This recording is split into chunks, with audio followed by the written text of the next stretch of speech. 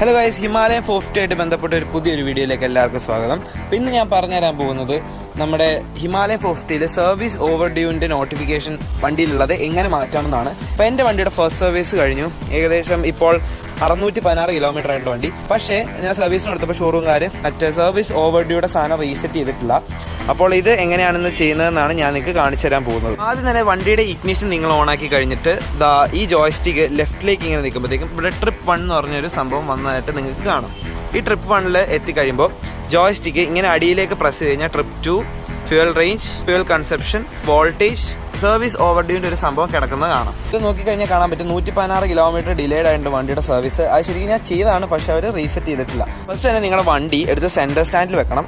നമ്മൾ 6th gear വരെ up ചെയ്ത് ഇട്ട് കൊടുക്കണം. അപ്പോൾ 6th ഗിയറിലായി ക്ലച്ച് റിലീസ് ചെയ്യുക. ഇനി ഈ ജോയ്സ്റ്റിക്ക് ലെഫ്റ്റിലേക്ക് 3 സെക്കൻഡ് പ്രസ് ചെയ്ത് പിടിച്ചാൽ സർവീസ് ഡ്യൂ ഇൻ 5000